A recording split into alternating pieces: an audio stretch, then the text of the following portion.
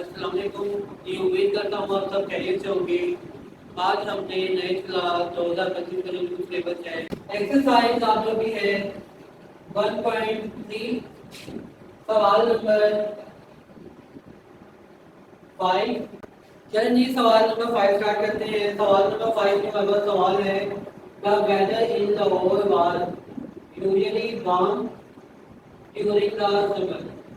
इसी कहने का मतलब है कि लाहौर में जो मौसम है मौसम सरमा में काफ़ी गर्म होता है। ऑफ 2024 ये उसने बताया है 2024 में मौसम जो है काफ़ी गर्म था। The news the TV news reporter temperature as high as 48 Celsius by using the formula F is equal to 9 divided by 5 Celsius plus 32. Find the temperature as Fahrenheit scale. Simple भी कहने का मतलब ये है कि टेम्परेचर जो है वो काउंट किया है 48 सेल्सियस। तो आपने फाइंड करना है कि सेल्सियस को अगर फारेनहाइट में कन्वर्ट करें तो आंसर कितने डिग्री है। उसने हमें टेम्परेचर दिया है सेल्सियस में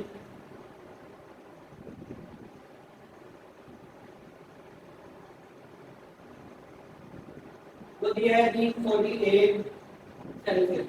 इसको हमने कन्वर्ट करना है फारेनहाइट में। तो यहाँ पे फार्मूला उसने बता दिया है सवाल में ही F is equal to 9 divided by 5 और मल्टीप्लाई सेल्सियस हमारे पास है 48 प्लस 32। यहाँ पे मैंने सेल्सियस की जगह 48 डिग्री लिख दिया है। सेल्सियस जो है टेम्परेचर हमारा 48 था।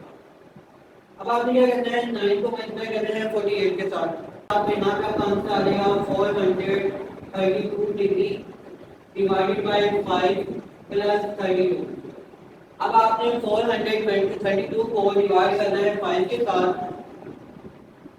तो आंसर आपके पास आ जाएगा 8.4 प्लस 32। आपने दोनों को प्लस करेंगे। दोनों को प्लस करने के बाद हमारे पास आंसर है 180.4 डिग्री। तो फारेनहाइट में 48 सेल्सियस होता है 180.4 डिग्री। उम्मीद करता हूं आपको सवाल समझ आई होगी। आगे हम सवाल नंबर 6 स्टार्ट करते हैं।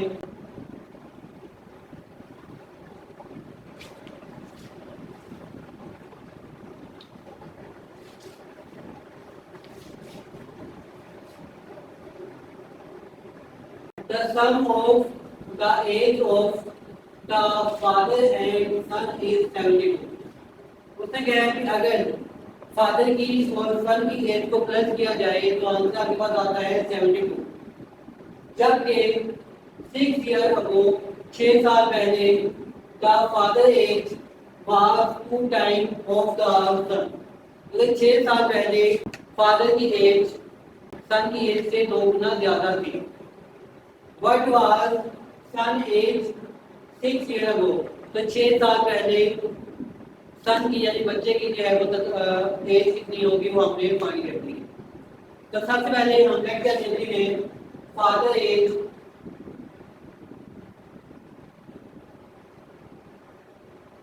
Is equal to x. Father age को हम एक्स कह देते हैं और सन एज को हम बोल देते हैं वाई। अब उसके बाद है sum of age the father and son is 72। तो यहाँ क्या करेंगे फादर की एज को और सन की एज को प्लस कर देंगे और कितने को बना देगा 72 के। इसको ले लेना नाम आप इक्वेशन नंबर 1 का। अब आपने फाइंड करना है कि 6 साल पहले उसकी एज क्या थी। तो यहाँ पे लिखेंगे 6 ईयर्स ऑफ 6 साल पहले फादर एज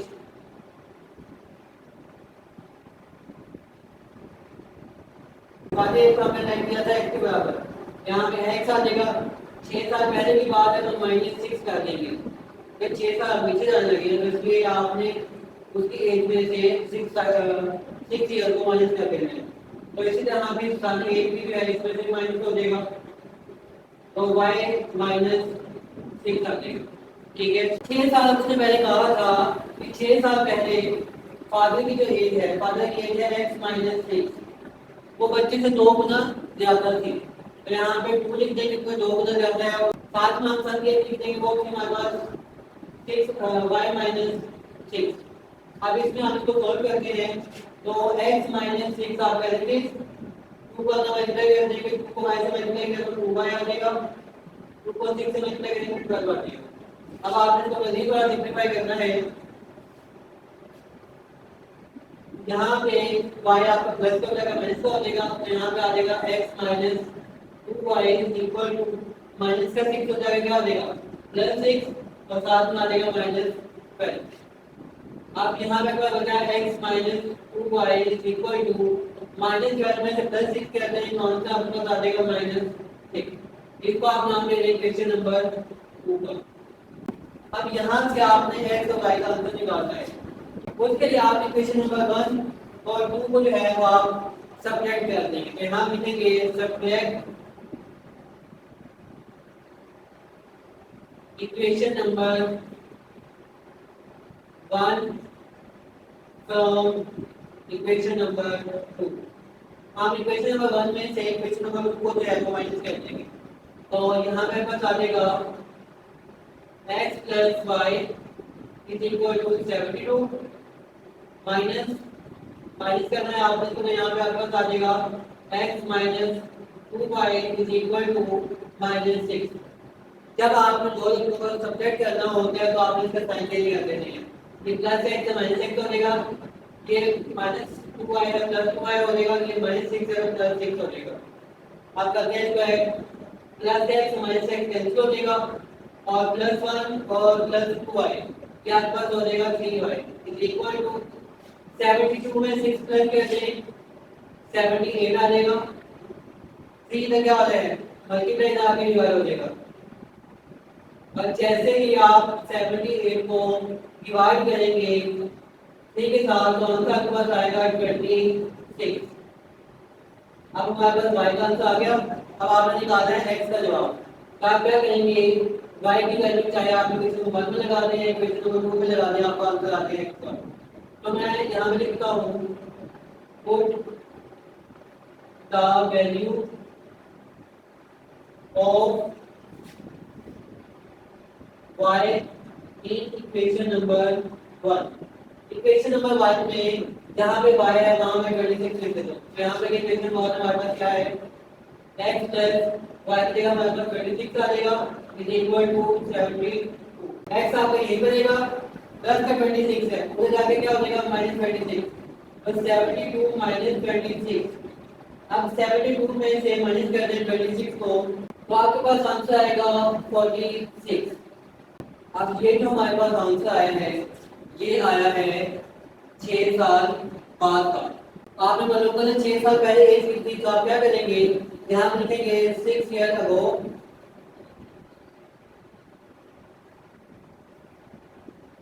6 साल पहले फादर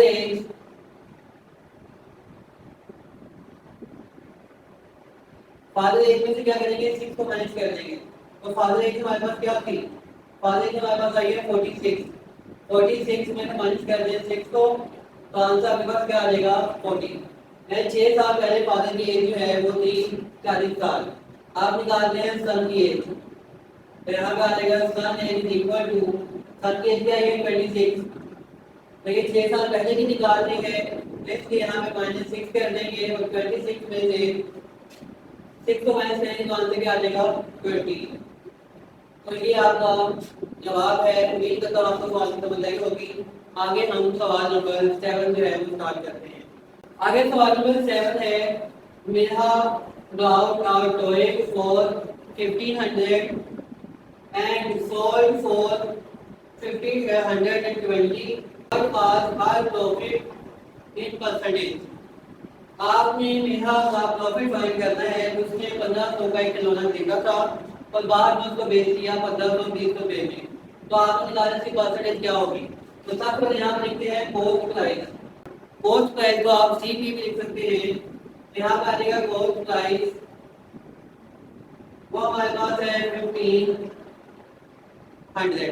अब कॉस्ट प्राइस क्या होती है, कोई भी चीज जो हम खरीदते हैं उसको हम कहते हैं वो कॉस्ट प्राइस है, जितना हमें खर्चा आया उस चीज पे।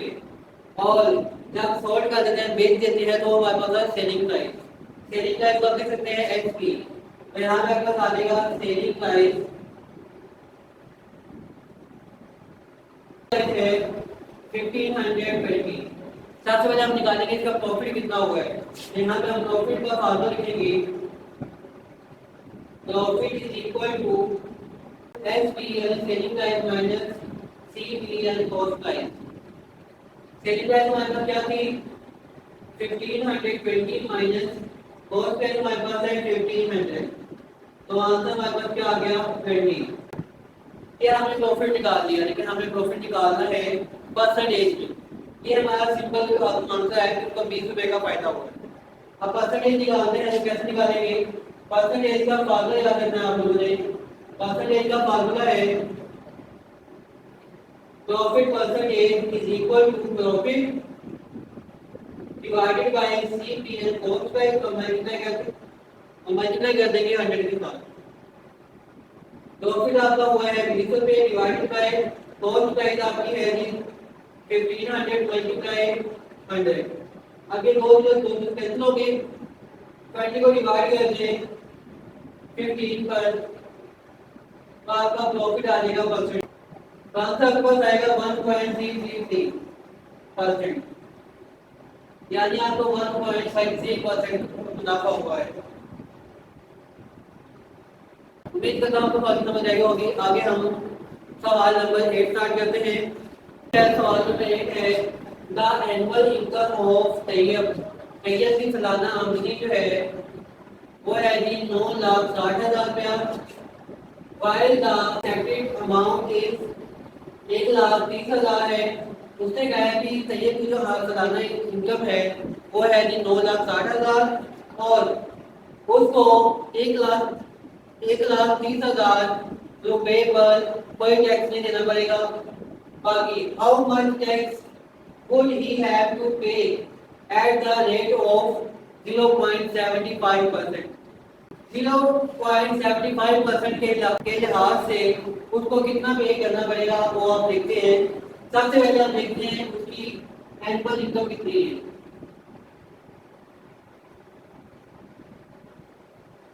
एनुअल इनकम है 9,60,000। एग्जैक्टिव अमाउंट हमारे पास है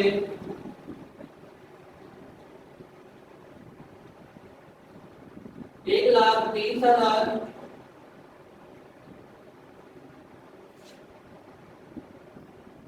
अब आपने निकाला जिस पे आपने टैक्स पे करना है, और यहाँ से लिखेंगे अमाउंट। आपने वो अमाउंट निकालने जिस पे हमें टैक्स देना है। उसके लिए क्या करेंगे 9,60,000 में से माइनस कर देंगे 1,30,000। तो जैसे ही 9,60,000 में से 1,30,000 को माइनस करेंगे तो आंसर आपके पास आ जाएगा 8,30,000, यानी इतने अमाउंट पे आपको टैक्स देना है। तो ये आपके पास आ गया अमाउंट। अब आपने निकाला टैक्स की अमाउंट कितनी है, उसके लिए फॉर्मूला याद रखना है। यहाँ पे लिखेंगे हम अमाउंट ऑफ टैक्स। टैक्स की अमाउंट हमने फाइंड करी यहाँ पे, और आपका रेट आ जाएगा मल्टीप्लाई आपकी अमाउंट।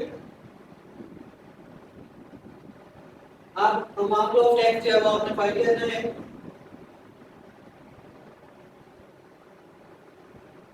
सेम करके नीचे आ जाएगा। तो यहाँ पे रेट कितना है 0.75%। मल्टीप्लाई अमाउंट हमारे पास क्या है 8,30,000। जैसे ही परसेंटेज खत्म करेंगे 0.75 आप पहले ही परसेंटेज खत्म कर लीजिए, आपके पास क्या आ जाएगा 100 आ जाएगा। फिर मल्टीप्लाई 8,30,000 वैसे आ जाएगा। ये दो कैंसिल हो गए। अब आपने 8,300 को मल्टीप्लाई करना है 0.75 के साथ। तो जैसे ही मैंने 0.75 को मल्टीप्लाई कर दिया 8,300 के साथ, तो आंसर आपके पास आया है 6,225। ये आपका आंसर है। उम्मीद करता हूँ आपको सॉल्व समझ आई होगी। इसके बाद हम करते हैं सवाल नंबर 9, जो इस एक्सरसाइज का लास्ट पार्ट है। सवाल नंबर 9 है, find the compound markers on 3,75,000 for 1 year at the rate of 40%। Compound markup annually, आपने एनुअली मार्कअप फाइंड करना है। अब उसके लिए सबसे पहले देखते हैं हमारे पास गिवन क्या है। तो सबसे पहले हमने लिया है प्रिंसिपल अमाउंट, वो हमारे पास है 3,75,000। आगे हमें टाइम दिया है, क्या है 1 साल का, 1 ईयर, और साथ में हमें रेट दे दिया गया है 40%। हमने फाइंड करना है कंपाउंड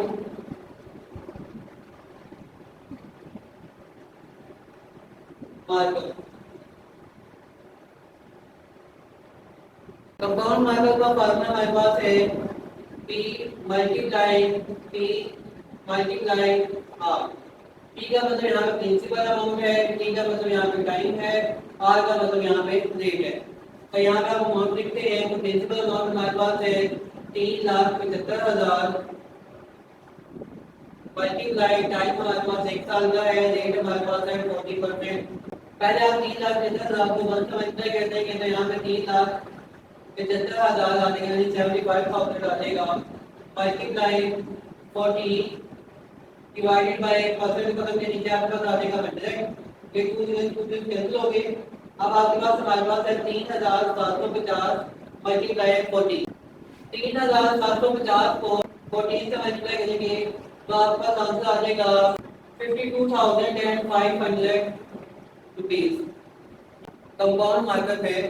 आप उम्मीद करता हूँ आप सबको ये सवाल समझ आया होगा। इसी तरह आपका चैप्टर नंबर 1 की जो तीनों एक्सरसाइज है वो कंप्लीट हो गई है।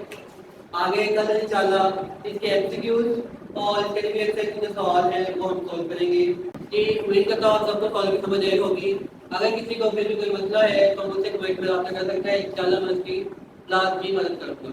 और आप सबसे गुजारिश है कि चैनल को लाजमी सब्सक्राइब कर दें और बेल आइकन को लाजमी प्रेस कीजिएगा ताकि नई आने वाली वीडियो जो है वो आपको टाइम पे मिल सके।